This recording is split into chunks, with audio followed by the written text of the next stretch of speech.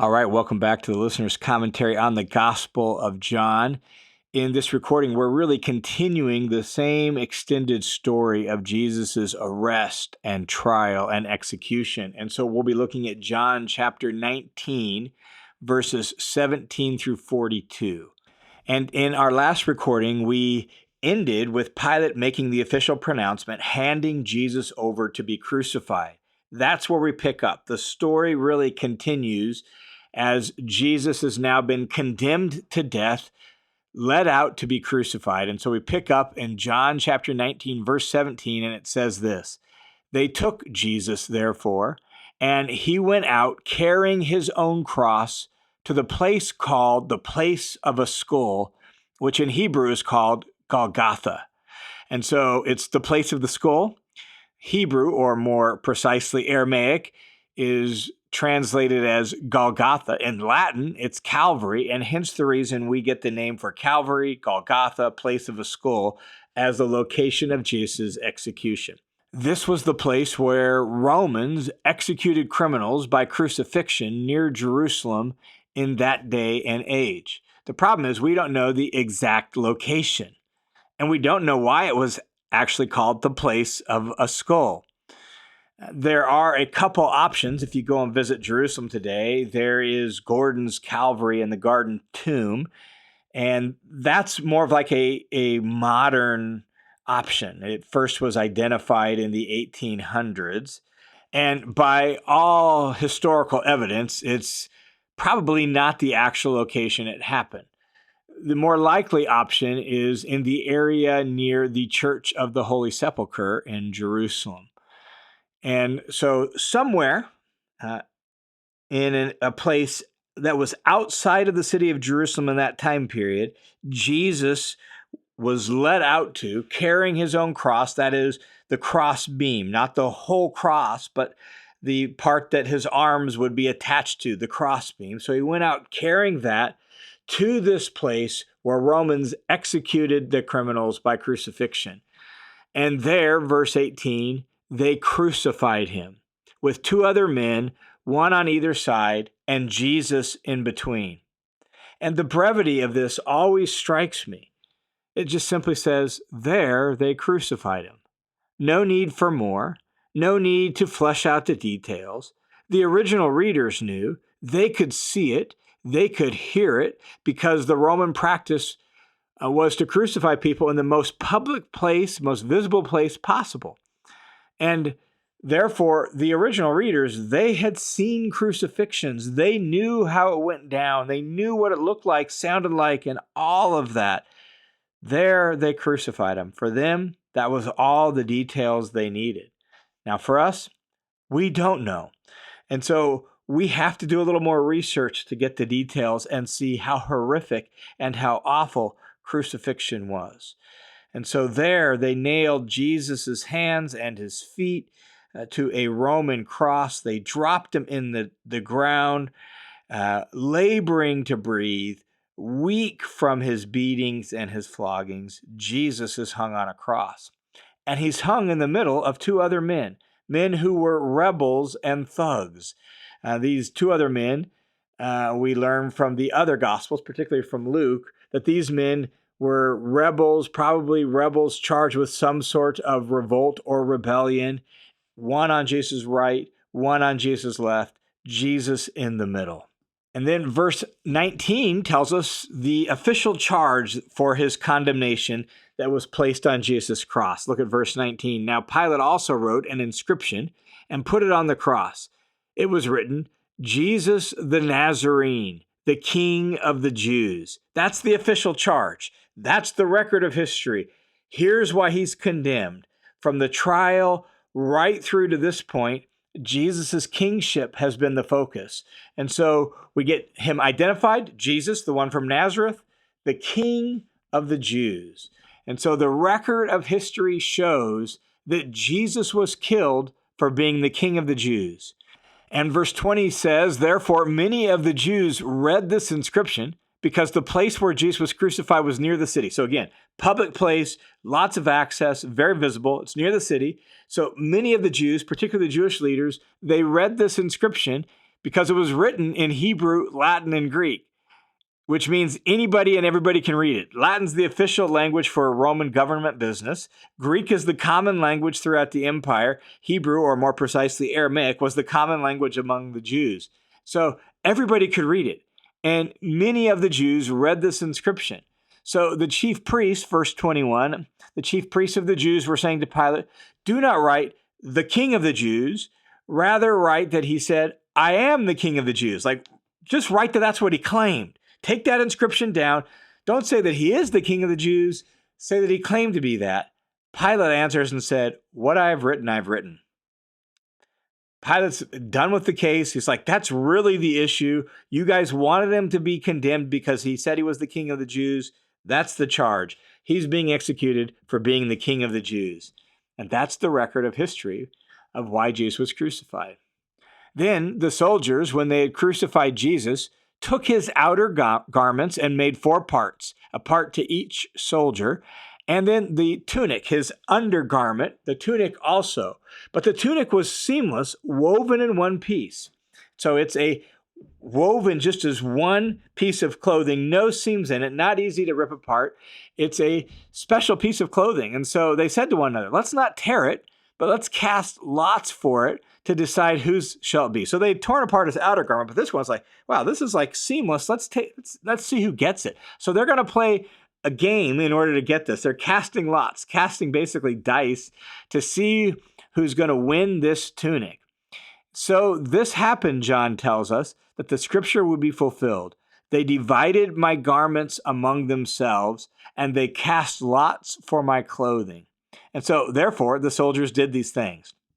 Now, at a crucifixion, the victim was stripped down naked, or at least down to his underwear. And so his clothes are taken off. That added to the shame of the experience. And so here the soldiers play games to see who gets his tunic, which at one level just shows you how callous they are and how little human life meant and how frequently they have killed people. And so here as a person is writhing in agony, they're playing games to get his tunic. And John connects this with Psalm 22, the passage that he quotes above about dividing his garments and casting lots for his clothes. That comes from Psalm 22. And it's a psalm about a righteous sufferer. And it has this interesting little detail about casting lots for your clothing and dividing them among yourselves. And it looks beyond David, the author of the psalm. It looks beyond any ordinary righteous sufferer to the Messiah, the ultimate fulfillment of it. And in this amazing prophetic fulfillment, Jesus' own death, it fulfills this unique moment of them casting lots for his clothing. And this psalm is clearly shaped John's experience of the cross, the other apostles' experience of the cross, and it clearly shaped Jesus' experience of the cross. In fact, Psalm 22 is the psalm that Jesus quotes when he's hanging on the cross, when he says, my God, why have you forsaken me?" That's Psalm 22. And so this psalm is actually central to what's happening in this moment, even right down to this little detail of what happens to his clothes while he hangs on the cross. John continues to tell the story of what happens while Jesus hangs there, verse 25.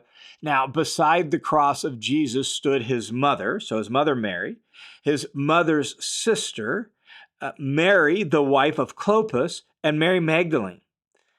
Mary was actually one of the most common female names in Jesus' day. You actually see that here with 3 Marys and his aunt at the cross, right? So you have Mary Magdalene, Mary, the wife of Clopas, Mary, the mother of Jesus, and then Mary's sister. So when Jesus saw his mother and the disciple whom Jesus loved standing nearby, he said to his mother, "Woman, behold your son." Just pause for a moment. He's hanging on the cross, beaten bloody, writhing in pain, struggling for breath. He sees his mom standing there, and as the oldest son, he's concerned about her well-being. And so he basically points out John, the gospel writer, and says, "Here's your son." And then he said to the disciple, "Behold your mother." This is John being entrusted with Mary. And from that hour, the disciple took her into his own household. And so The Apostle John, the very author of this gospel, took Mary, Jesus' mom, into his own home and under his care. Now, interestingly enough, in Matthew's gospel, Matthew 27, verse 56, some of these same women are listed. And while Jesus' aunt isn't mentioned in Matthew 27, the mother of James and John is mentioned. And that raises the possibility that the mother of James and John corresponds to Jesus's aunt here in John's gospel. And if that's the case, then that would mean that the sons of Zebedee were actually Jesus's cousins. And if so, that might actually help explain why Jesus entrusted his mother to John's care. John was her nephew. Now, we don't know for sure, but when you put the list together, it makes good sense and it's quite possible. In any case, the main point here is Jesus is caring for his mom at the moment of his suffering and death and entrusts his mom to John's care. And then John tells us, after this, Jesus, knowing that all things had already been accomplished, that he has achieved his objective, that he's reached his goal, that this is the crowning moment of his mission. All things have already been accomplished. Jesus, knowing that, in order that the scripture might be fulfilled, said, I am thirsty. Now, it's not exactly clear which scripture John might have in mind when he says that the scripture would be fulfilled. Some have suggested Psalm 69, verse 21. Psalm 69:21 is again a righteous sufferer. It's a psalm of David, of which Jesus is the greater son of David. He fulfills those psalms in an even greater way. So it makes sense that it could be Psalm 69, verse 21. And Psalm 69:21 says, they also gave me a bitter herb in my food, and for my thirst they gave me vinegar to drink. And so it's possible John has that passage in mind. Either way, Jesus says, I am thirsty. And verse 29 says, a jar full of sour wine was standing there. So they put a sponge full of the sour wine on a branch of hyssop, and they held it up to his mouth. Therefore, when Jesus had received the sour wine, remember, he knows he's achieved his objective. He's reached his goal. Knowing that and drinking the sour wine, Jesus said, it is finished. This is a cry of accomplishment. He has finished his mission. He has reached his end goal. It is finished. And he bowed his head and he gave up his spirit. And Jesus dies. Now, verse 31 says, since it was the day of preparation to prevent the bodies from remaining on the cross on the Sabbath, for that Sabbath was a high day, the Jews requested of Pilate that their legs be broken and the bodies be taken away. They're about ready to enter into the Sabbath. They don't want to have these dead bodies hanging there over the Sabbath. Again, I find it so ironic how concerned they are with ritual cleanness and purity, but not concerned actually with genuine holiness in this moment. Also, this verse we noted in our last recording is a verse that really clarifies what's meant when it says the preparation, the day of preparation is for the Sabbath. Makes it clear it's a Friday. So Jesus was crucified on a Friday before the Sabbath, and they want to get these bodies down off the cross, and so they request that the legs be broken. The reason for that would be if their legs are broken, they're no longer to push themselves up and actually breathe, and they will suffocate and die, and it'll expedite their death, and therefore they can take their bodies off the cross. That's the goal. So they request that of Pilate. So, verse 32, the soldiers came, broke the legs of the first man, and they broke the legs of the other man, the men on the right and the left of Jesus. But after they came to Jesus, they saw that he was already dead, and they did not break his legs. Hold on to that little detail. John's going to explain it in a moment, the significance of no broken bones. So hold on to that. Let's keep reading. Yet one of the soldiers, just to ensure that he's good and dead, pierced his side with a spear. And immediately blood and water came out. And so thrust upward with his spear, and blood and water, blood and clear fluid comes out. Some have suggested that perhaps he pierced maybe the pericardium, the sac around the heart that had filled up with both blood and fluid. And so when he pierced that, that's what flowed out of his side. John actually notes the significance of this in his letter, 1 John 5, verse 6 through 8. He notes the significance of this blood and water, meaning that Jesus died as a full-fledged human being. And that's significant for what John is talking about in his letter in 1 John. And so he pierces his side, blood and water came out. He's definitely dead. And then John says in verse 35, and he who has seen has testified, and his testimony is true. And he knows that he's telling the truth so that you may believe. That's the whole thrust of John's gospel, is that you may believe. He's telling us that he wants people to believe in Jesus, the Messiah. And notice what he says. I'm giving my own eyewitness testimony. He who has seen this has testified. This is eyewitness testimony. His testimony is true. I'm telling the truth of what I saw. And then he explains in verse 36, for these things took place so that the scripture would be fulfilled, not a bone of him shall be broken. That's from Psalm 34, verse 20. And it's significant because it converges with Exodus 12:46 and Numbers 9:12. And those two passages in Exodus and Numbers make it clear that the Passover lamb's bones could not be broken. And so Jesus here dies on the cross as the ultimate Passover lamb, as an unblemished sacrifice, offering himself for the sins of the world. And then John quotes another passage in verse 37. Again, another scripture says, they will look on him whom they pierced. And so not only were his legs not broken, but he was pierced, just as the scripture said. And that's from Zechariah 12:10. They will look on him whom he has pierced. Another indicator that indeed Jesus was the Messiah. So John, an eyewitness, is telling the truth. And that truth fulfills the scriptures in a deep and profound way, that all the symbolism of Passover culminates in this high Passover of Jesus the Messiah offering himself as the Passover lamb, an unblemished sacrifice of being looked on after they pierced him. Now, after these things, verse 38 says, Joseph of Arimathea, being a disciple of Jesus. Remember, he's a ruler. He's a member of the council. And he's been a disciple of Jesus kind of on the down low. So being a disciple of Jesus, but a secret one because of fear of the Jews, he comes and requested of Pilate that he might take away the body of Jesus, and Pilate granted permission. So he's a member of the ruling body, therefore he has clout and authority and access to Pilate. He's also a disciple of Jesus, but kind of on the sly because he's afraid of his colleagues on the court and how they'll treat him. So he comes and asks for the body of Jesus, and Pilate gives him permission to take the body of Jesus. And so Joseph came and took away his body. Now, Nicodemus, who had first come to him by night, John chapter 3, he's also a member of the ruling class. He comes too, bringing a mixture of myrrh and aloes, about 100 litras weight.